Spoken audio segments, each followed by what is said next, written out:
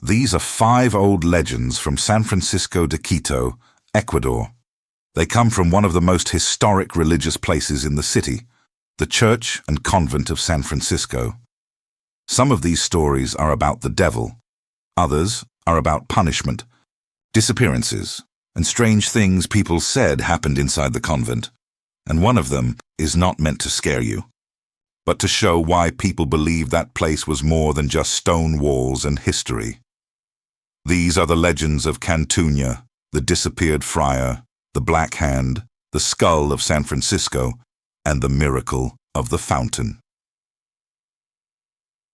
Story 1. The Legend of Cantuña. Cantuña was an indigenous man known for being skilled with construction. People said he was intelligent, hard-working, and very good with stone. At one point, he was given a very important job. He had to finish part of the construction connected to San Francisco, but the deadline was coming fast. The work was too big, the time was too short, and no matter how much he worked, it looked impossible to finish on time. Every day, Cantuña kept trying. He moved stone, checked the walls, and did everything he could to keep going. But the more he looked at what still needed to be done, the more he understood the truth. He was running out of time. People began to notice. Some said he had promised too much, others said the work would never be finished, and little by little, Cantuña felt the pressure getting worse. If he failed, everyone would know. His name would be remembered as the man who could not finish what he promised. One night, when the city was quiet and the construction was still unfinished, Cantuña stayed, there alone. He looked at the work and felt defeated. That was when a strange man appeared. The man spoke calmly, like he already knew what Cantuña was thinking. He told Cantuña he could help him. Cantuña asked how. The stranger said he could finish the entire work before sunrise. Cantuña knew that was impossible. No normal person could finish that much work in one night. And that was when he understood. The stranger was the devil. The devil offered him a deal. He would finish all the construction before the first light of morning. But in exchange, he wanted Cantuña's soul. Cantuña was desperate, but he was not careless. He agreed, but only with one condition. The work had to be completely finished before sunrise. Every wall, every piece, every stone. If even one stone was missing, the deal would not count. The devil accepted. He probably thought Cantuña had no way out. Then, in the darkness of the night, the impossible began. Demons appeared and started working on the construction. They moved faster than human beings. They carried stones, lifted heavy materials, and built with a speed no one had ever seen. Cantuña watched as the unfinished work started changing in front of him. Walls went up, stones were placed. The structure began to look complete, and as the night passed, Cantuña realized the devil might actually win. By the time morning was near, almost everything was done. The devil looked confident, the work looked finished, and when the first light of dawn was close, the devil came to collect what he was owed. He told Cantuña that the work was complete. Now his soul belonged to him. But Cantuña did not panic. He looked carefully at the construction. Not quickly, slowly. He checked the walls, the corners, and the details. Then he noticed something. One stone was missing. It was just one stone. But it mattered. Because the agreement was clear, everything had to be finished. So Cantuña told the devil the deal was broken. The work was not complete. The devil became furious, but he could not take Cantuña's soul, because Cantuña had beaten him with the condition they both agreed to. The legend says the devil and his demons disappeared, and Cantuña was saved. People remembered the story because Cantuña did not defeat the devil with strength. He defeated him with intelligence, and in Quito, the legend became a reminder that even when evil seems powerful, it can still lose because of one small detail. But not every legend from San Francisco is about tricking the devil. Some are about people who entered a room and never came back. Story 2. The Disappeared Friar.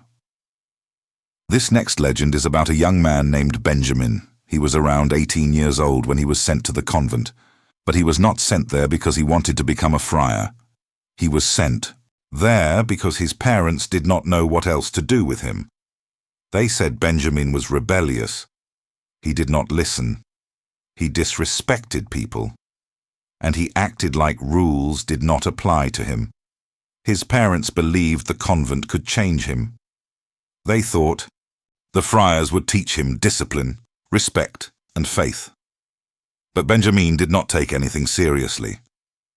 Inside the convent, he kept acting the same way. He mocked the friars. He laughed when he was supposed to be quiet. He disrespected the rules and treated the place like it was a joke.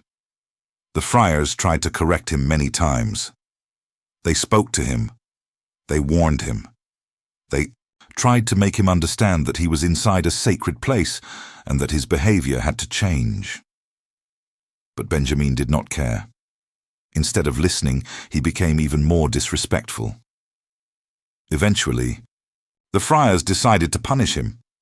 They took him to a small, dark room inside the sacristy. It was a closed, quiet place where he was supposed to stay alone and think about what he had done. Before locking him in, they warned him again. They told him to reflect on his behavior and ask for forgiveness. But Benjamin still did not take it seriously. At first, after they closed the door, he shouted from inside. He laughed. He mocked them. He acted like the punishment meant nothing.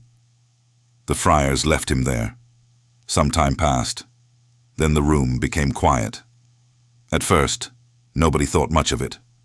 They probably believed Benjamin had finally calmed down. But later, the friars realized they had left him there longer than they should have. So they returned to the small room. They called his name. No answer. They called again. Still nothing. When they opened the door, they expected to find him sitting inside. But Benjamin was gone. There was no body, no broken door, no hole in the wall, no sign that he had escaped. The room had been closed. But inside, the only things left were his habit and his sandals. That was all. The friars searched, but they could not explain what happened. How could a young man disappear from a locked room? Some people believed he somehow escaped. Others believed something supernatural happened because of his disrespect. And some said the disappearance was a warning. A reminder that sacred places were not supposed to be mocked. From then on, the story of Benjamin became known as the Legend of the Disappeared Friar. And the strange part is not only that he vanished, the strange part is what he left behind, his clothing, his sandals, but no body, no answer, and no explanation. The next legend is also about someone who disappeared, but this time, the person was not a rebellious young man. He was a man carrying the guilt of murder. Story 3. La Mano Negra. The next legend is called La Mano Negra, the Black Hand. It begins with a man named Don Leandro. Don Leandro was known as a jealous man. He was suspicious and controlling, especially when it came to his wife. One day he became convinced that his wife had betrayed him. Whether it was true or not, jealousy took over him. He believed another man was involved, and instead of looking for the truth or walking away, he let anger control him. Don Leandro killed the man. After the murder, the rage left him, and that was when guilt began. He realized what he had done. He knew he had taken someone's life, and now he could not escape the weight of it. He ran to the church of San Francisco, looking for forgiveness. Inside the church, he prayed constantly. He fasted. He punished himself. He begged for mercy, but nothing gave him peace. No matter how much he prayed, he still felt guilty. Every quiet moment reminded him of the murder.